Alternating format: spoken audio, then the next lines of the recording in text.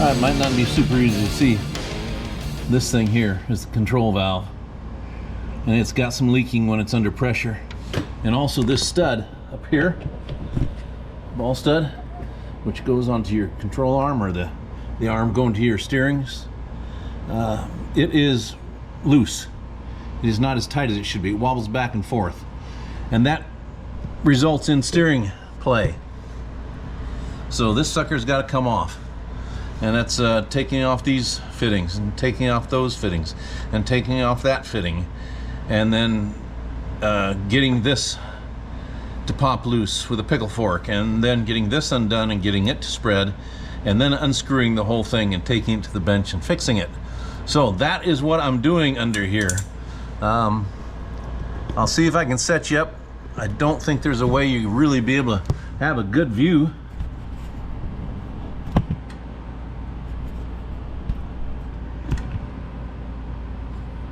You can kind of see what I'm doing right in this area, right? I'm actually going to start here. I want to get this apart before I get transmission or power steering fluid dumped all over me. So let's see if we can get up there to that cotter pin and get it started loose.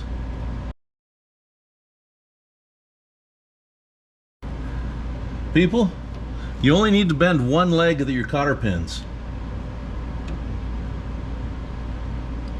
Unless you've done something unusual, that's all you need.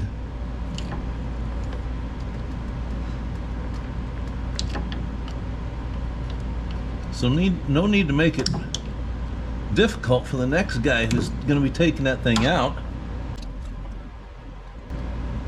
I like to use these angle or side cutters. They get a good grip on the cotter pin, and I'm not squeezing hard enough to break it or to cut through it, but you grab it and then you rock. You use a little leverage on the nut by rocking the cotter pin or the wrench, the side cutters, and it slowly but surely pulls out that cotter pin, even if it's bent. Now I guessed at 3/4 on that. Oh, we're spot on. That's pretty nice. Wonder how tight it's gonna be. Anybody got a guess? It shouldn't have to be really tight, and I think it just came loose.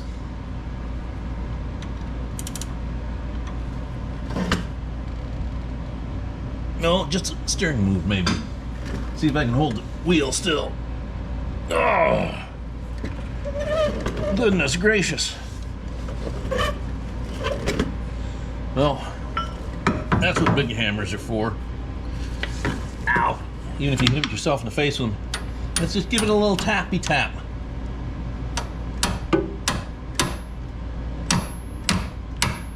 There it went. After I racked my knuckles against the drain plug of the oil pan.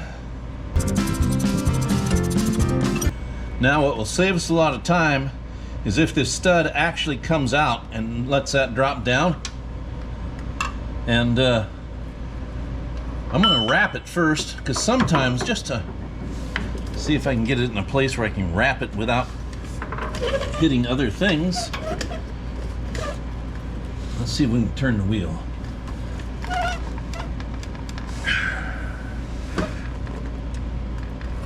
Well, maybe. Sometimes you can shock them loose. I did bring a pickle fork down here just in case I had to attack it.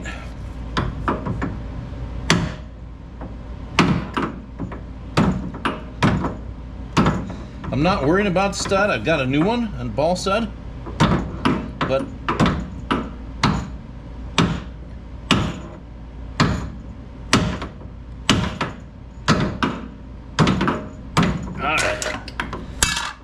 that's just too tight a confines to get a good shot at it. So let's put the pickle fork on it and see if we can push it apart. Well, this one may not be tight enough together. Boy, I'd sure like that to let go without me beating the snot out of it. Alright guys, I gotta move you because you're in the way of the hammer swing. And everything under here is in the way. I'm in the way. Holy cow. Jack's in the way. Oh, I let that under here. I do know why I left. I left the jack under here so that when everything collapses on me, that at least the jack's under here for the rescuers to get me out.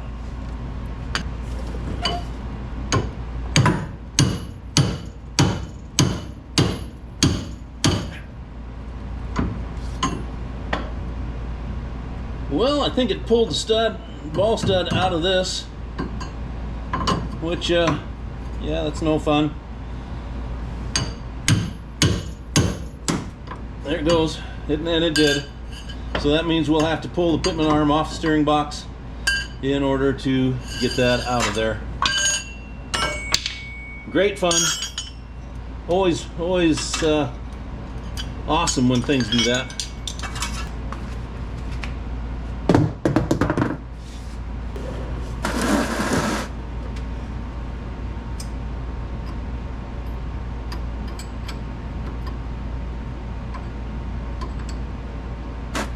Brought some fitting wrenches under here, hoping that I can get these fittings to let go nicely with them.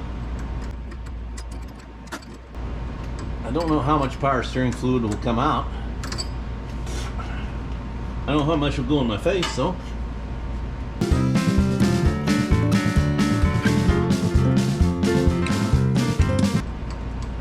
I would have picked the one that will leak the most to be the first one to undo, wouldn't I?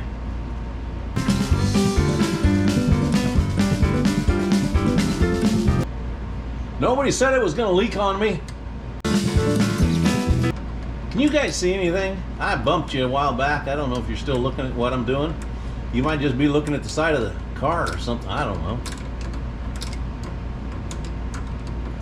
I'm not sure this is exciting.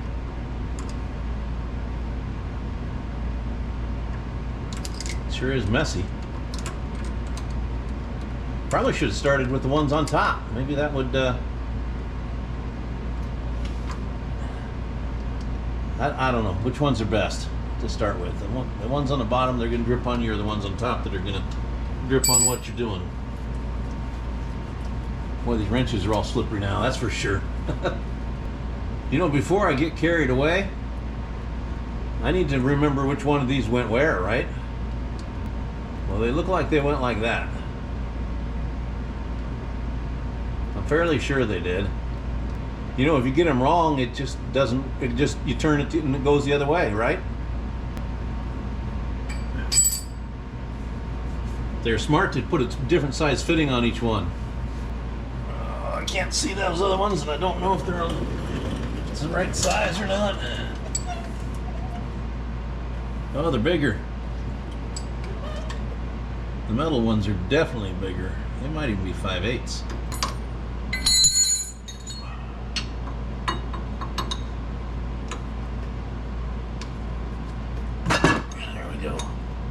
There we go. There's the low pressure line. I gotta come back around. I can't see the high pressure line from this side. Okay, I think I got all the possibilities I can have here. This is all done by feel. I can't see nothing. Probably the same predicament you guys are in. You know, I try to adjust you, but my hands are covered in steering fluid.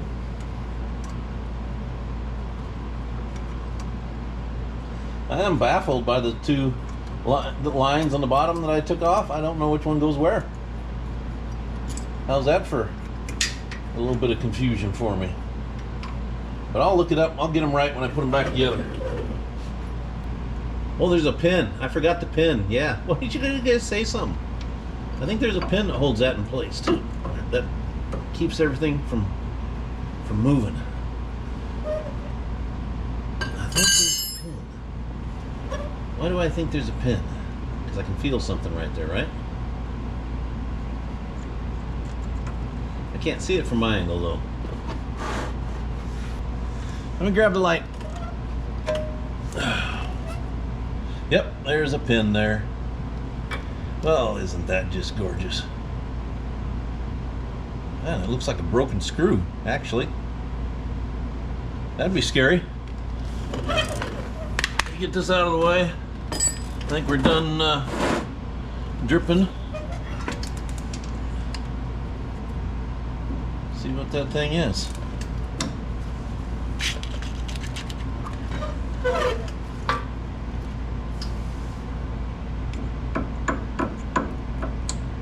Do you go up? Do you go down? Do you go all around? Are you being held in by this thing?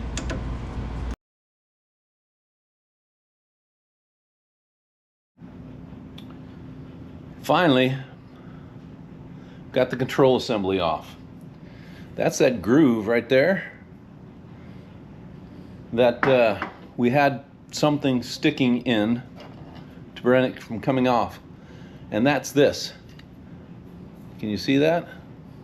But we got that off finally. Now our next issue, as you'll see under here,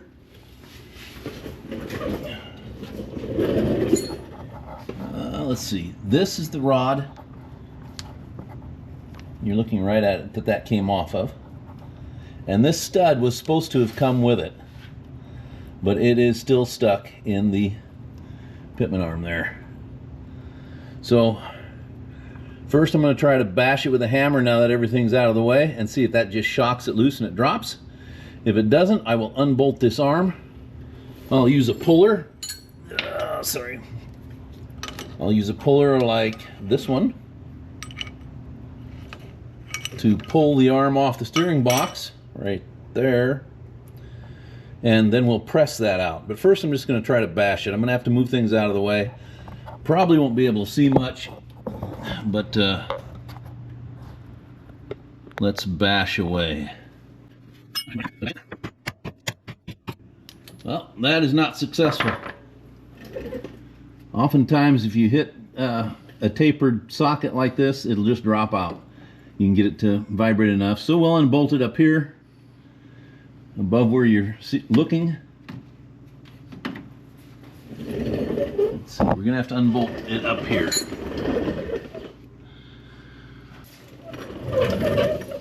Alright, there doesn't appear to be any cotter pin in it. Looks like it's a rather large. What do you think that is? I'm gonna go with an 1 1/8 maybe. I'll have to look, see if I got one that big. It is an 1 1/8. I am on it with that. I don't know if you can see what I know you can't when I put my rag in the way. It's dark in here. Sorry about that. Let's see if I can give you a little more light.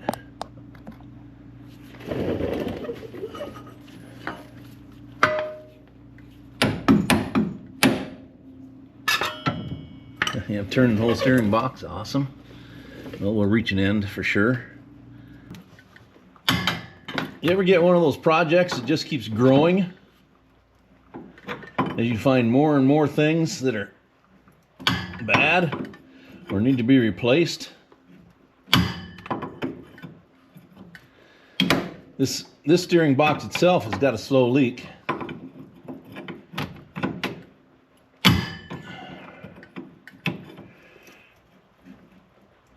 But it's had it forever because whoever did the last restore job on it painted right over the grease that was running down it.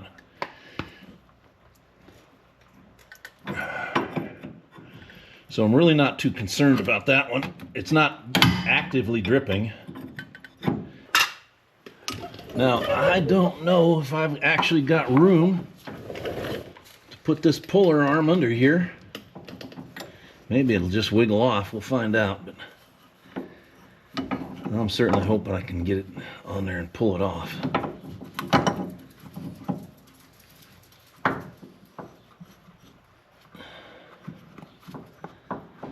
without having to undo all this other stuff.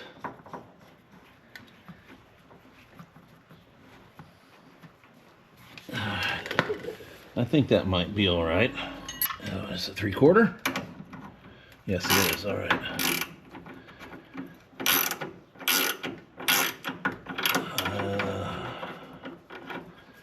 Man, I think I'm gonna have to get this ram out of the way, because as it pulls down, it's just gonna pull against that ram. That's what I mean by the project's just growing and growing. This ram is gonna have to come down out of the way.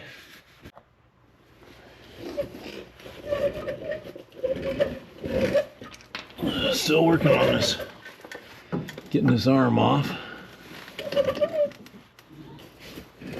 This is exactly what I said, that some issues just keep growing and growing and growing.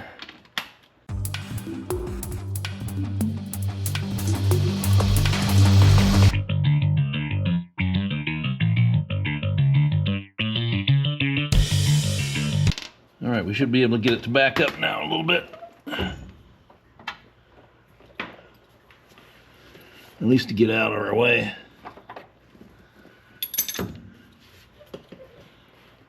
There we go. Wonderful.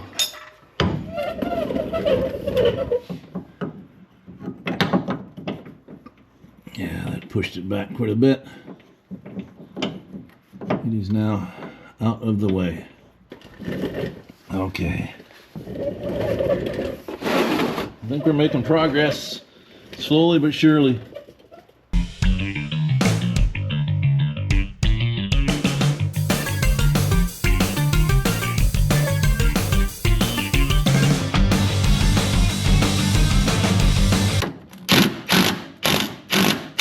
There it comes. There it comes. Success! Holy cow. Now we gotta go press this out.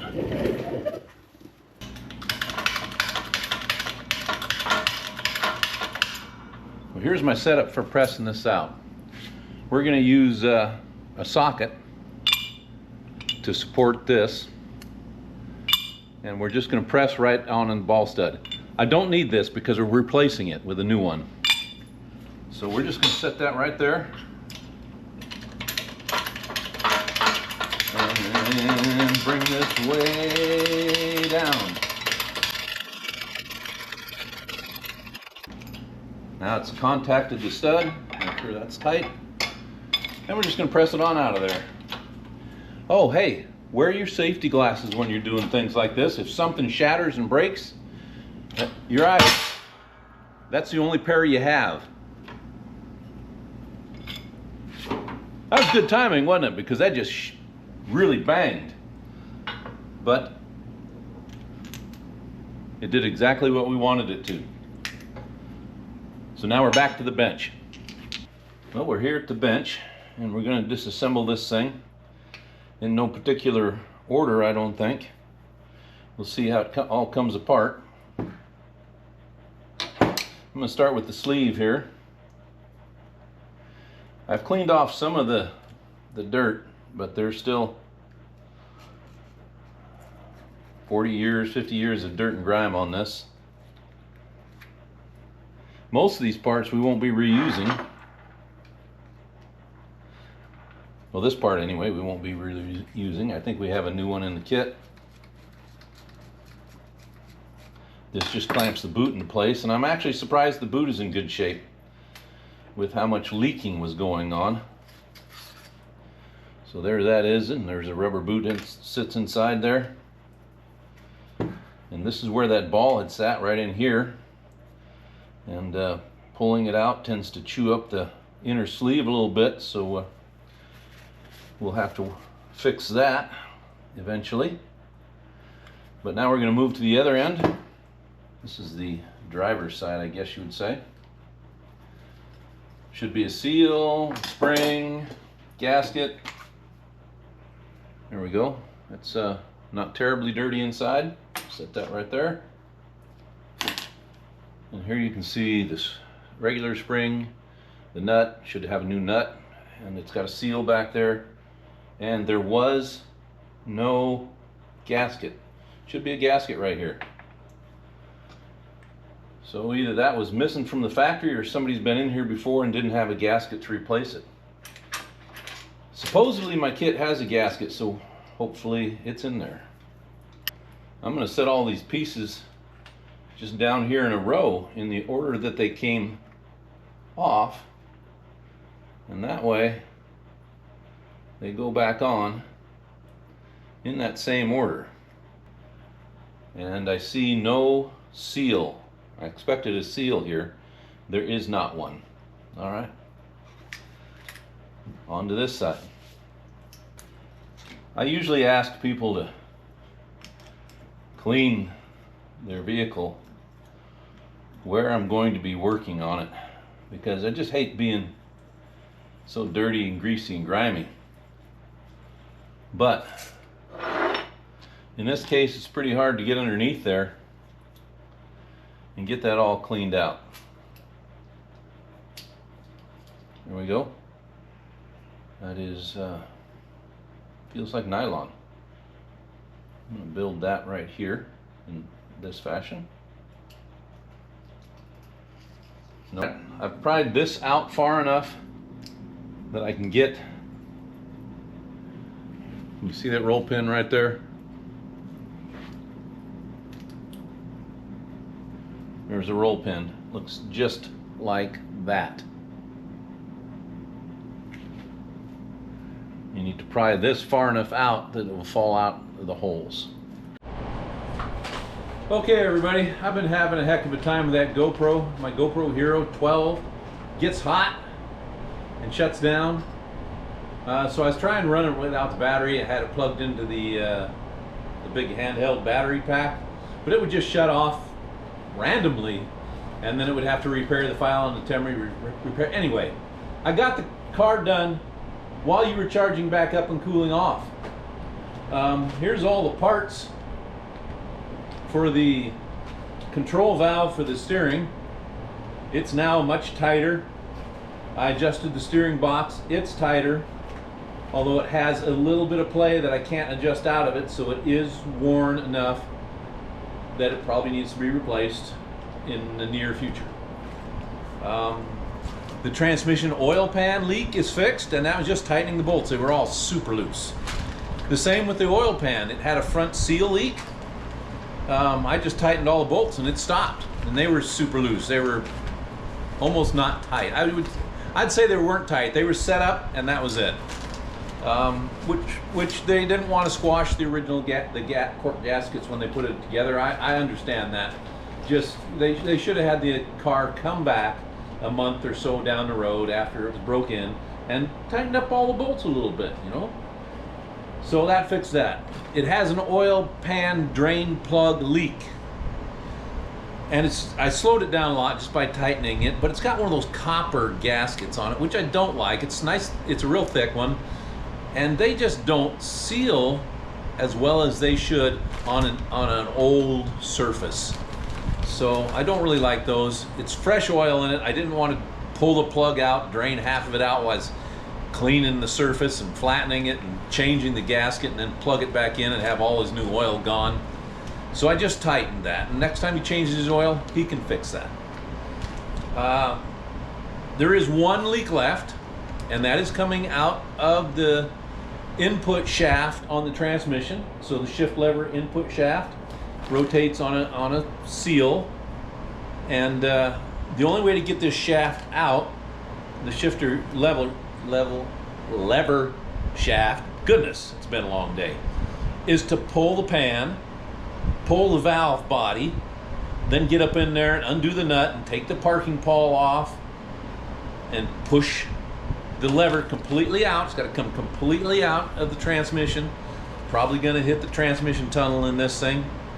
And then use a seal puller to pull the seal out, which probably won't fit while the transmission's in the car. And then put in a new seal and reassemble it all. And I'm not going to do that on the ground, because that is a hell of a messy job. And it's just a leak he's going to live with. unless he wants to take it to another shop, which is perfectly fine with me. Or he can wait till I get my shop and my lift in, which should be, well, at the end of the year, I'm hoping by. It just keeps getting later and later. But I did tune the Sniper too, and it is spot on. Now this is only the second time I've looked at this Sniper since it was installed. It's not like the kill shot where every day it's doing something new and different, and I'm trying to tune that away. This just does its thing, and this is a Sniper 1, and I thought it was having a little EFI issue, or not EFI, excuse me, radio frequency interference, RFI, but with the new manifold, it's not, the bass lines are not wiggly. I don't know why that changed. Maybe the seal's better. Maybe, I don't know. It's the exact same style intake, exactly. But it seems to seal better. It seems to work better. It idles better. So it's a win. And I'm going to take it for another spin, just make sure we don't have any more leaks or anything. And then call the owner and say, hey, Mustang's done. It's gonna be a little bit of a bill. I am the cheapest around as far as hourly wage, just because I love doing this stuff and it's in my garage and I don't have all the proper tools, so it always takes me longer, and I don't feel it's right to charge the people for, you know, shop hour wages, $150 to $200 an hour, if I don't have all the shop tools.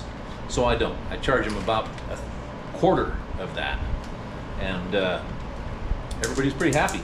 Oops, I'm starting to dump parts out of my bag. So, to end it, get out there and work on your stuff, guys and gals. Have fun, and be good to each other. I'll catch y'all later. Gotta find that nut.